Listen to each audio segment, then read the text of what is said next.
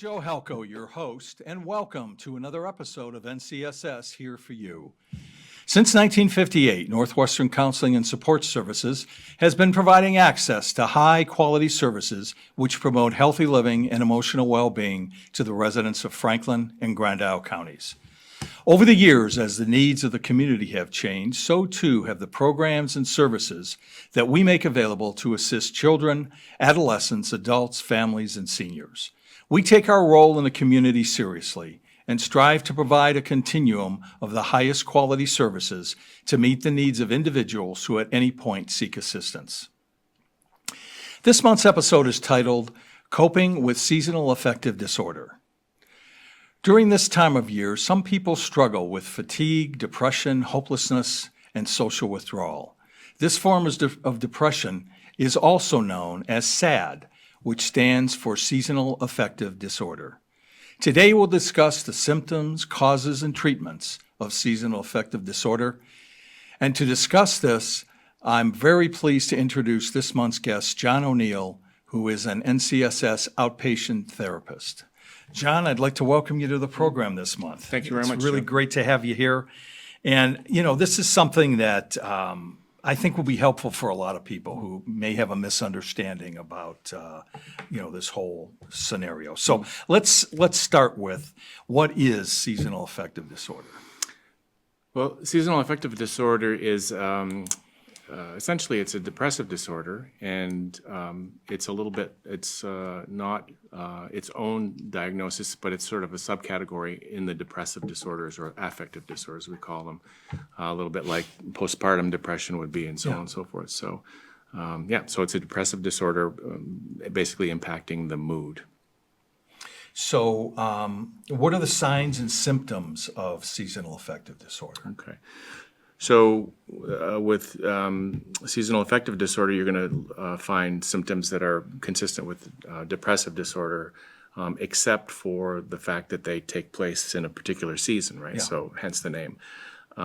So you're going to really find people who are have a difficult time really enjoying things they used to enjoy, being sad, irritable, decreased levels of energy. Focus is a problem. Concentration could be difficult. They could be shameful, feel that they're a disappointment to themselves or their families, and so on. Appetite could be affected, as can sleep as well. So either sleeping far too much, having a difficult time getting to sleep or staying asleep, eating way too much, or a loss of appetite. It's pretty... I think it's probably worthy to say too that I think depression, along with a lot of other emotional challenges, has been sort of colloquialized a little bit. So, depression, I think, in order for it to qualify as a diagnosis, really needs to be have some level of impact on level of functioning consistently over a 2-week period of time. Mm-hmm. So that's so it's not just about having a bad day, or Sure. It's really needs to be kind of sustained. So how is seasonal affective disorder diagnosed? Mm-hmm. So there's a number of screenings that I think a lot of primary care physicians' offices have adopted. We use it as well, so home health as well. So it's basically an inventory, a screening tool, and it just essentially measures these changes in people's their moods and their basically just looking at the aforementioned symptoms, the anhedonia, the sadness, irritability, and so on. And also, it's important to check in with people who around the very serious subject of suicide too, to see if people are considering ending their lives or feeling ambivalent about it, and so on and so forth. And that's something that I think a lot of people are very uncomfortable broaching. Sure. So I think it's an important question to ask. Most people have felt at some point or another that their life does not seem worth living, but it's an important area to go in. And anyway, so we do have these questionnaires, and we have measures that we use that we'll talk about that. So. Who develops seasonal affective disorder? Is there a way to? Yeah, so that's a great question. I mean, I think it's what's depression about, who gets it and why, and so on. I mean, that's a question for the ages, and the old the nature nurture question comes up. It's about sometimes there's some suggestion that there's some family traits. You could have things that run in family. You can have also that people who feel like there's sort of the depressive type personality. So I think it's really kind of, across the board, it's really anybody can become depressed. And the seasonal piece of it is really just around, again, the season. And I think that's something that you need to, you establish that over time, because you need to have several winter seasons to develop or to understand that there's a pattern there. So, but I think anybody who has stressors, has particular wiring, has family traits, it's a complicated question, and the answer is we're still a little bit unclear about exactly what, but certainly working on it. Before we move on to like the causes and that, one of the things that strikes me is that, and maybe we'll talk about this a little bit later as well, but one of the things that's always concerning is how stigma stands in the way of somebody even, walking through the front door and seeking any sort of treatment. So, there's that barrier that sort of is, in some people, self-imposed because they figure I'm the only one who's feeling this way, that type of thinking, which it isn't a weakness to seek the help, it's a strength. And yeah, it's a great point. That's a hard sell. It's a really hard sell. And, I like to say periodically I'll grab a newspaper and sit in our waiting room and just to sort of feel it out and try and sit on the other side of the room. And I really do appreciate what it's like to come into our offices and to really sit down with somebody and really just say, I'm out of answers here, or I'm really struggling, or really, I really need some support or some help. So that's a great point. You're absolutely right. And and yet, as you say that, it really is no different than if somebody is going to a medical doctor for dealing with diabetes or the common cold, whatever the case may be. From a physical ailment standpoint, that you're going there because you feel now you need to get answers in some sort of treatment. This is really no different. It's just that it's brain-based. And for some reason, people feel that, they're the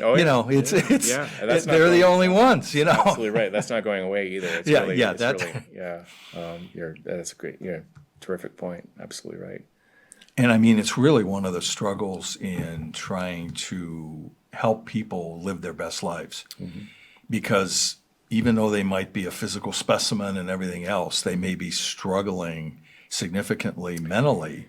Right. But if they don't seek the help, they're never really going to make the most of what they could and their well-being, as well. No, that's a terrific point, sure. Yeah. So let's talk about some of the causes of seasonal affective disorder. Yeah, so that's a great question too. It's a seasonal affective disorder. Again, we talk about depression, and again, what causes it, oftentimes I'll sit and talk with people, and no two conversations are the same. And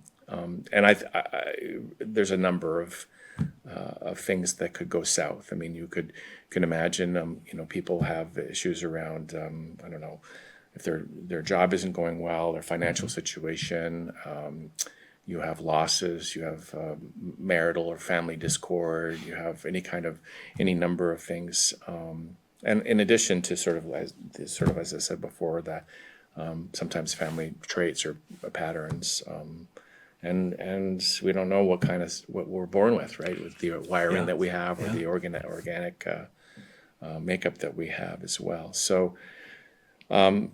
Sometimes too, as I work, I have a kind of a subspecialty with seniors as well, and I find that that's a group that has unique concerns and areas of challenge having to do with losing a spouse, aging, health issues, and sometimes cognitive issues as well. So. If I were to be pinned down, I would have to say that, essentially stressors. You have people they become overwhelmed with too much, too fast, too sad, too, overwhelming. And I think that at some point you have to sit down and sort of take that apart a little bit and look at it and get some help managing and coping with those stressors. So. And, speaking of our seniors, is, that then leads one to another area of isolation for many. Yeah.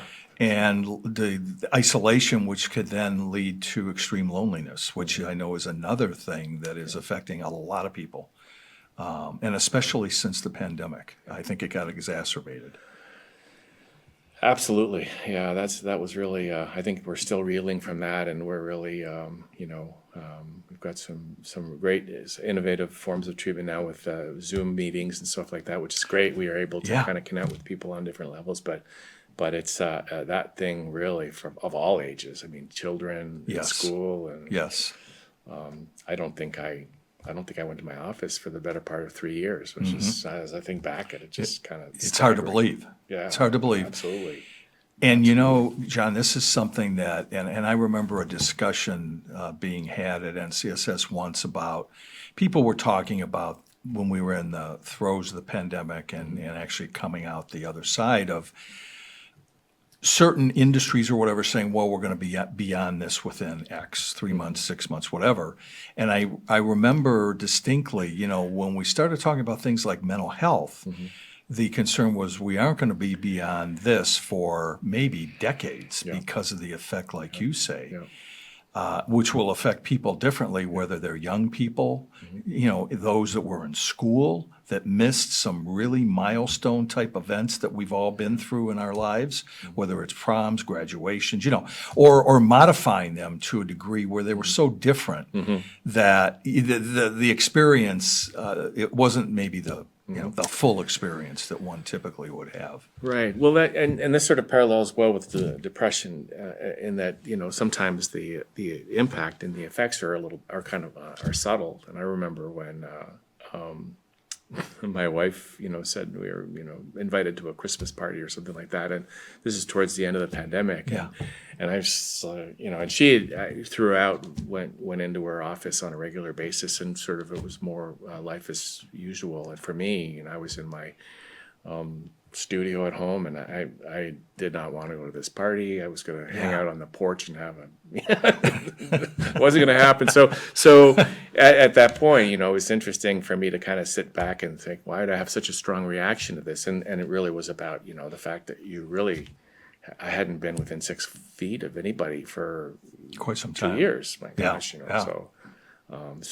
So similar to that, I mean, depression, I think, and seasonal affective disorder, by extension, can sneak up on people. And I think some people might, they might just completely fall apart, or they might have a bit of a crisis, or they might have a straw that really breaks the camel's back, and really realize how many stressors that they're juggling and coping with. So it's very challenging. Well, let's talk about treatments for seasonal affective disorder. Treatment. Okay. Well, that's the one unique thing that's a little bit different from mainstream depression is the use of what they call a therapy box or light box, people are kind of recommended to use them for anywhere from 15 to 30 minutes a day. It should be, in concert with some level of therapy or some level of treatment with a physician. So, but otherwise, the treatment is pretty similar to straight up depression. So, the treatment of choice would be from the standpoint of our clinic, it would be psychotherapy with perhaps the consideration of some antidepressant medications. What I smile because my people who know me will know that I have a whole long list of things for them to do. In addition, and actually even perhaps before some of these, having to do with really just having healthy living skills. I think people, when they become overwhelmed or they become stressed out, some things go by the wayside, and they're just common sense things like exercise, Yeah. nutrition, hanging around with positive people, spending time with family, being active in community, doing having some level of spiritual health or consideration, and it could be church, it could be some sort of meditation center, Sure. whatever it might be, Sure. yoga, any combination thereof. So I think that we're really, I know we talk a lot about these things, but I'm not so clear that as a culture we embrace them as we really ought to. I think we, and this is sort of my bias in what I've seen, I think we really head to a quick fix in the form of a pill box, more often than not. And my observations and Sure. sort of what I've seen, but and medications can be tremendously helpful, but I think as in addition to some of these other strategies. So I think I have people start there, and I get the roll of the eyes of people and stuff. But I think it's important. So. Well, to your point, the total answer is not going to be in a pill because, as you say, if somebody was a quasi even regular exerciser and they completely shut down and don't do it anymore, that's going to certainly have an impact on your psyche. There's no question about that.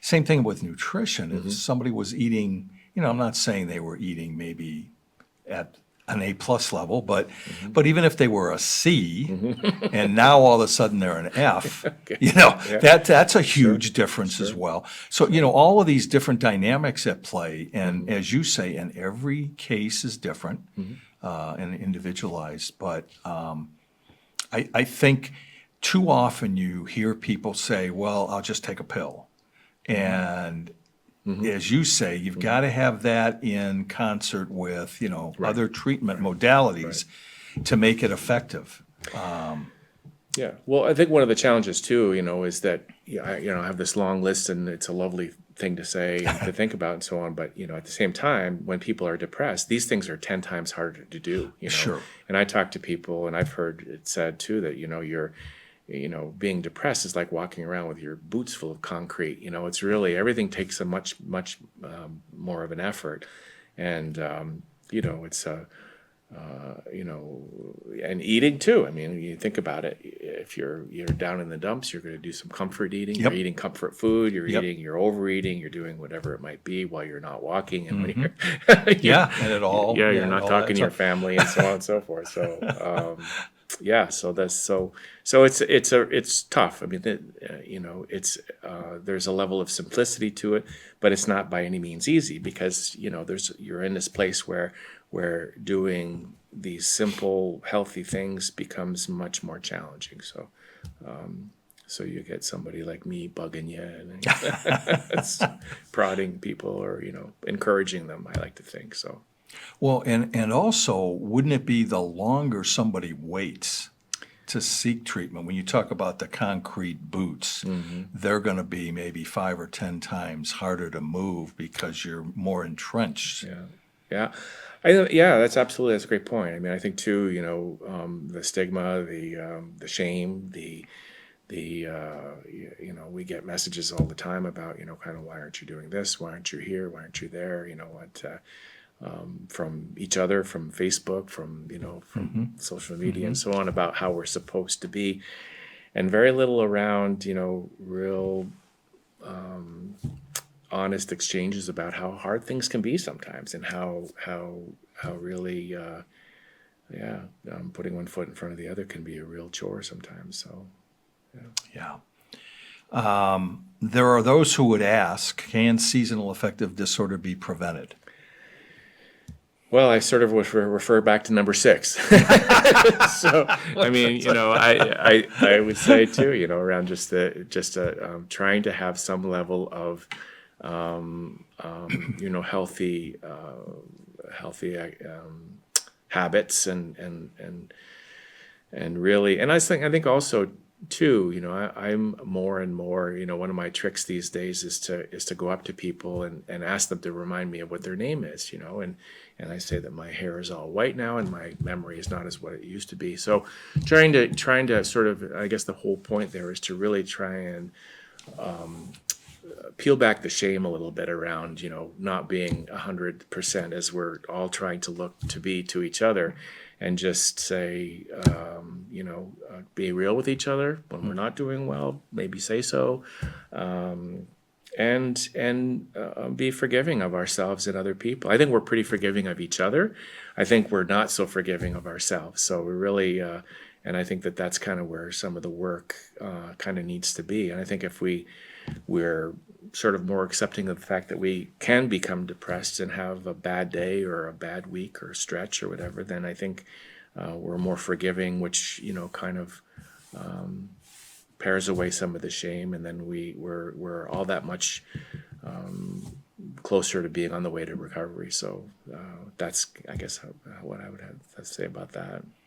The word that comes to mind with what you're saying for me is people need to be resilient, that not beat themselves up, but yet be able to take a hard look, say, I didn't quite accomplish what I wanted to, but I'm going to, that's done, but now I'm going to move forward and, in a resilient fashion, try to pick up where you left off. Yeah.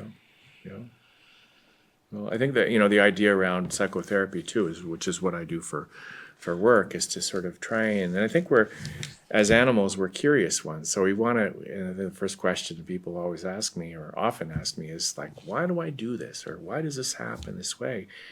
And I think it's helpful for some people to develop some level of narrative around what it is, is going on in their lives, and some level of understanding. And through the process of talking about it and looking at it, so you're taking it from here out here, and having a conversation and with somebody who's listening and who's giving some level of feedback, so you can better understand kind of what's going on with you. Whereas if it's sort of rattling in there, then I think people tend to retreat and isolate themselves and are prone to suffering on their own, which is it's never a good, never has a really good outcome, I don't think so. So, John, final thoughts on strategies for people that might be struggling with seasonal affective disorder as to what they should be, doing moving forward? I think that the what is very concerning to me is the isolation, or the knee-jerk reaction to people isolating, and I think too. I'm become very excited about doing community work, volunteering. We have a whole host of organizations around where people can put their skills and their energies to use. I think everybody needs to work on some level, and I don't mean having a 9-to-5 grind, but just to contribute in some way, shape, or form, to be out there, to see what you can do to positively impact someone else's life. I think service is a wonderful thing. I really think, and we've gotten away from that. I think, sadly, politically, we've become very divided. COVID has had its impact on folks as well. So I think, one of the things I really was impressed with moving to Vermont was how people looked out for each other, and how and I think we've kind of strayed away from that a little bit for a number of reasons, and legitimate ones. But I think, getting out there and check in on your neighbor, see what you can do that's helpful to other people. Have a frank and honest conversation with people in your lives who care about you and who you care about, and see a doctor or a professional if you need to. And I guess some healthy life habits. I think I'm big on that one too. So. And to circle back is this whole thing about isolation and loneliness, and the fact that, like I say, I really believe since the beginning of the pandemic, that's only become much more in vogue. I don't mean to say in a positive way, for a lot of people, where they don't know how to break away from that. And to your point about maybe volunteering or somehow connecting with people in some fashion is a key. Absolutely. I mean, I do a little bit of outreach work myself, and it's really something when you're there when the Meals on Wheels delivery person shows up, and clearly, in many instances, the person who's having the meal delivered hasn't seen someone for a day or two, and so just a knock at the door and a brief exchange, and absolutely means the world to folks.